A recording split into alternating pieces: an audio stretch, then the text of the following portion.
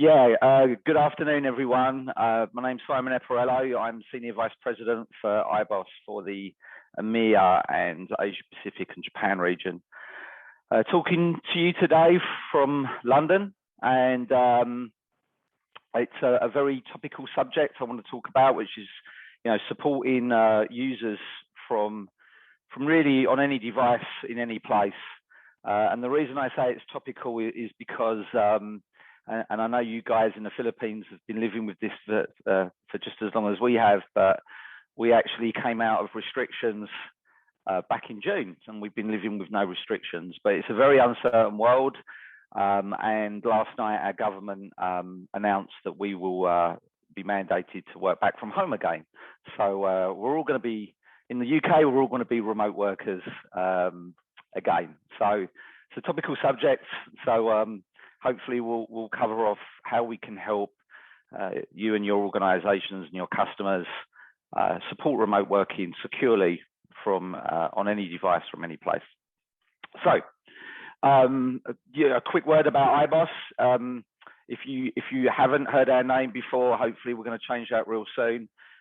We've been going through some hyper expansion in the last 18 months. We work in most verticals. Our cloud, we operate from the cloud predominantly, and we're dealing with some of the biggest customers in the world. In most verticals, we have one of the top 3 organizations, global 50 organizations. And today every day we're doing over 150 billion transactions for our cloud platform, and blocking around 4 billion threats per day. So we have points of presence in a lot of countries all over the world. We've got great presence across Asia Pacific region, and actually we support all of our Asia Pacific customers from our headquarters for APAC in Clark, very local to you guys. So we've had that office there for about 5 years. I think we have 60 or 70 people there supporting the region. So as I mentioned, we have some of the biggest customers in the world. The type of product we are, you can compare us perhaps with Cisco, Symantec, Zscaler, but we're a different kind of proposition.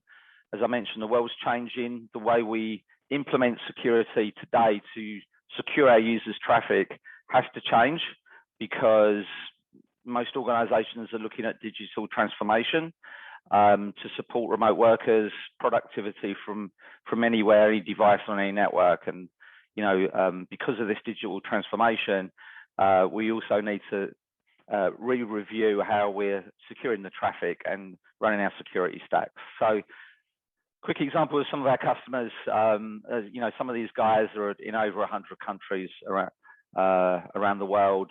We're talking about tens of thousands of endpoints. So our platform really does scale up to the largest organizations. So what we're talking about today, and I guess just the whole situation is why users are going remote. And I think we know the answer to that, right?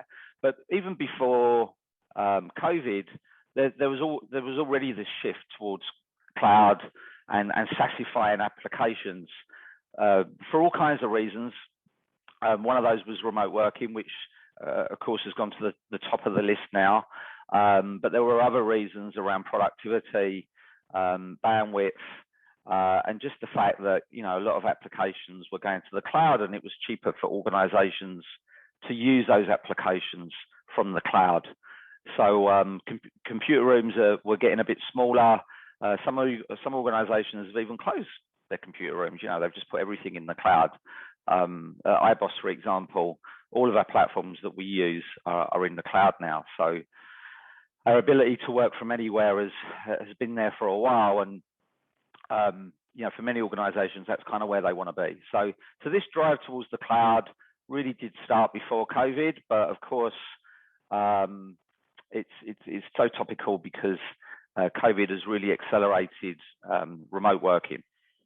So when we talk about working from anywhere, we also have to think about different types of devices as well. I think when people were in the office, we were very used to laptops or PCs, big screens, but now users want to use tablets and mobile devices as well. So it really is a case of any device on any network. So this brought a lot of challenges to organizations. We were very used to buying appliances, installing those in our racks, in our computer rooms, because our users were in the office, and the traffic would flow through the security stack before it got to the internet. And that's, again, you know, it's how we used to do it, and it's probably how we're still doing it today.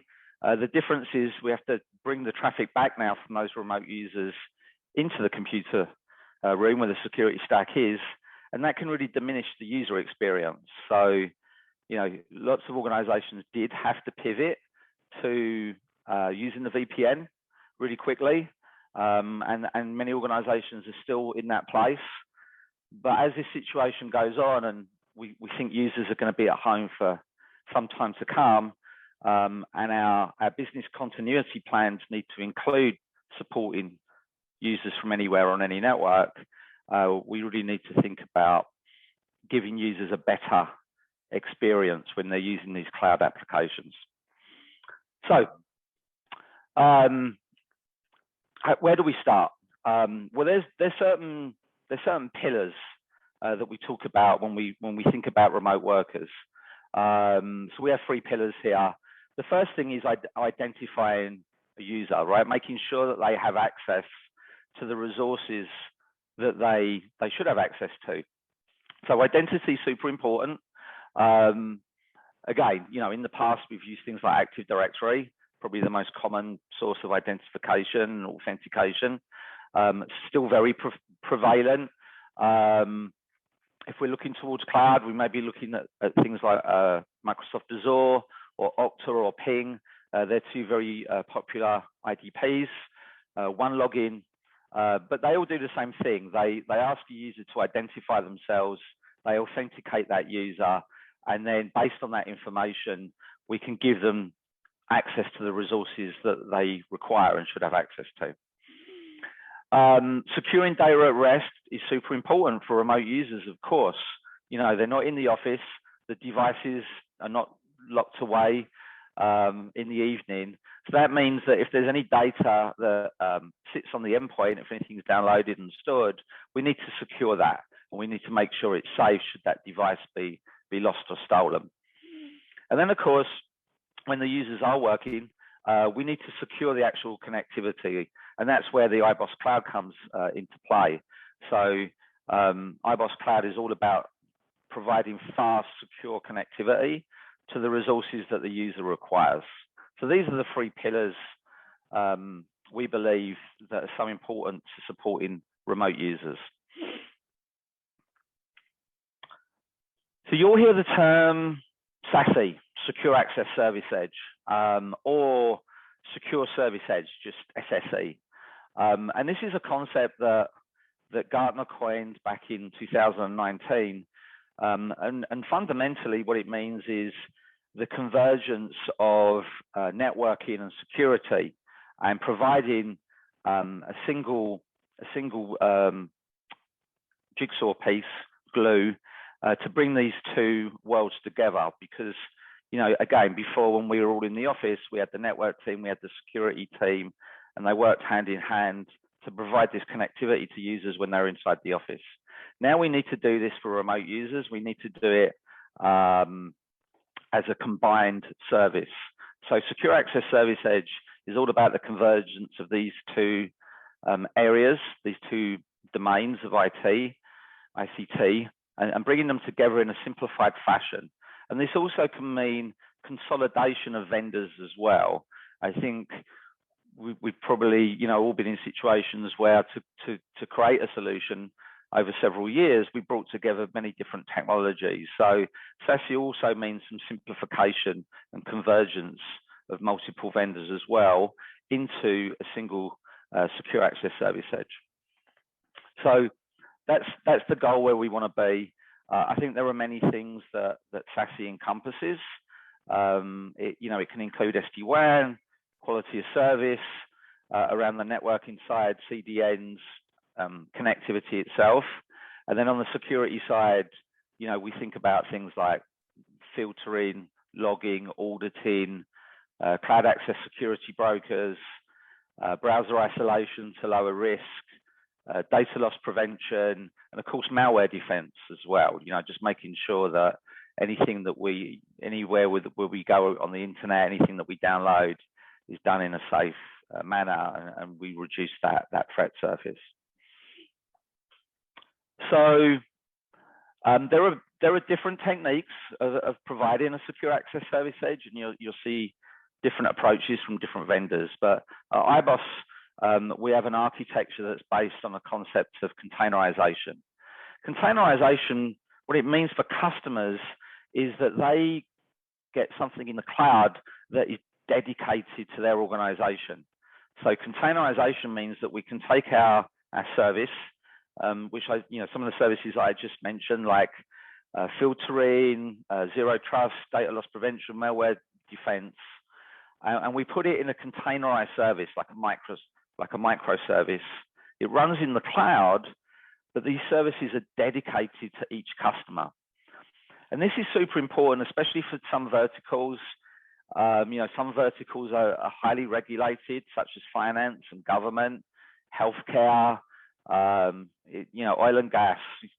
Many verticals are under high regulations, and these regulations often mean that if you're going to use a cloud service, your governing body needs to know that you're taking precautions around knowing where your customer's data is, if there's any personal identifiable information, that it's secured, and there's no kind of mixing of data between customers. So, and that's been quite challenging in the cloud. You know, if we think about it, a lot of the SaaS services that we use are shared. You know, they're multi-tenanted.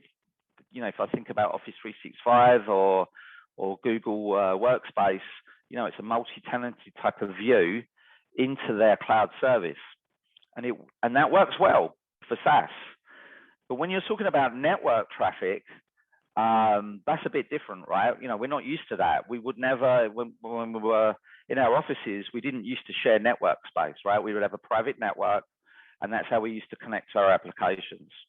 And that's really what containerization brings to cloud security.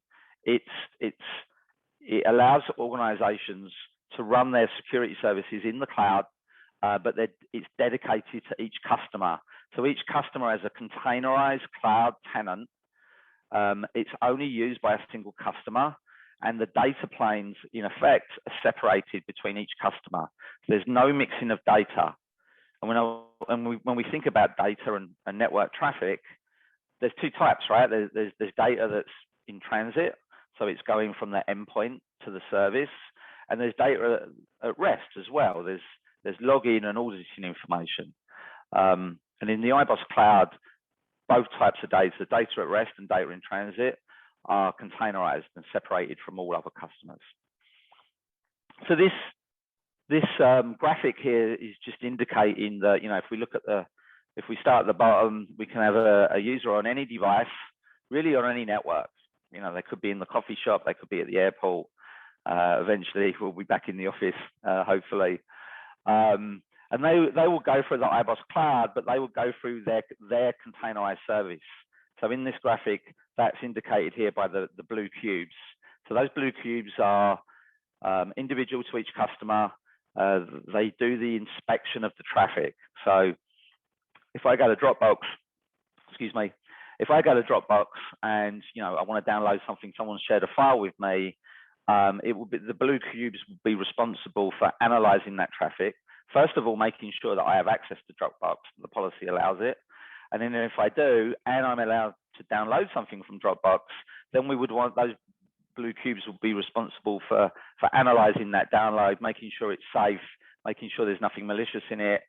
And if I was doing an upload, you know, the reverse, I'd want to know that there's no confidential information in there, and I'm not, you know, my user is not performing some kind of data loss action or extraction from his endpoint when he's not in the office. And of course, at the top there, we have some of the common services that our users will be accessing today. So on this graphic, we've indicated pretty much public SaaS services, but of course, some of these services could also be on the customer's private network. So the iboss Cloud facilitates that as well. We called it private access or zero trust private access. So the iboss Cloud can also be used to effectively not replace the VPN. It can be used to complement the VPN. Some customers do replace the VPN completely and use us as more of as a zero trust access method to get to internal resources as well. So when we think about a destination that a user will use, we think about public internet, we think about public cloud, but also private cloud as well. So some of those applications that have not yet moved to the public internet. So that's how we do it. Containerization brings all kinds of benefits. Again, network traffic is very different to just running a SaaS application in the cloud. It's all about, you know, providing a secure and fast connection. So if we think about how a user might be today, if they're on a VPN, they may have a diminished user experience because they're coming back over the VPN into the office, and then they're transiting through the office, hairpinning effectively out of the office back out to the internet. What cloud security allows you to do is give the user a more direct cloud experience. So local egress from wherever they are directly to the iboss Cloud and directly to the application. So it improves the user experience. So, you know, it's secure, it's faster, it's scalable because these containerized services have elasticity. You know, can add more and more of these cubes if customers, if they merge with another company or they bring on more users, more devices, we can just add more of these cubes to give the service elasticity for each customer. And then, of course, there's also just the ability to provide lots of services in the cloud. So I mentioned some of them. I think we've all heard about cloud access security brokers, CASB, malware defense, data loss prevention, some of the newer technologies like zero trust and browser isolation. They're all included in the iboss Cloud. That's what SaaS is. It's a consolidation of all of these past technologies and new technologies that we want to use from the cloud to give us greater visibility and greater control over what our remote users are doing because they're not in the office anymore. So we talk about this a little bit. I won't spend too long on it, but there is a standard around zero trust that came out from NIST. I think it was last year. It's called Special Publication 800-207. It's a long read. I think it's about 60 pages. But it's very interesting, right? It's the fundamentals of zero trust, what it is, how to use it. And one of those fundamental cornerstones is what they call the implicit trust zone and the policy enforcement point. So how we relate that to the iboss Cloud is the iboss Cloud is the policy enforcement point. And what this paper says is no resource should be accessible, no company resource should be accessible without the user, of course, being authenticated and identified and then going through a policy enforcement point. It's the policy enforcement point's responsibility to give access only to the resources that user should have based on their identity and their role inside the organization. And then once they're identified and a policy is given to that user, we also want to control and make as small as possible the implicit trust zone. And how we do that at iboss is because we know who each customer is, because they're containerized, it's not a multi-tenant service, and every customer has fixed IP addresses. It sounds like something that you would just expect, right? Today, when we work from the office, all of our traffic to the internet comes from a fixed IP address, and that IP address belongs to the organization. But when you do security in the cloud in a multi-tenant fashion, that's not the case, right? There are multiple customers, sometimes hundreds of customers, share the IP space. So you can't identify them, and you can't control this implicit trust zone and keep it small so that only your organization is allowed to the resources based on their policy. You can't tell, you kind of have to allow all traffic from your multi-tenant security vendor to the resource based on their policy. So it's a level of risk, but we can control it because of containerization. So I'll leave it there. It's an interesting area around zero trust. Not a new concept. The zero trust concepts have been around for many years, but now, of course, we're looking at zero trust in new light and trying to implement zero trust principles in the cloud to cloud services. So I'll just go back, to the beginning, and what do we do today for remote users? Well, we think organizations are probably in one of three states, but many and most organizations are still in the state on the left-hand side here, which is we had to pivot really quickly. COVID came quick.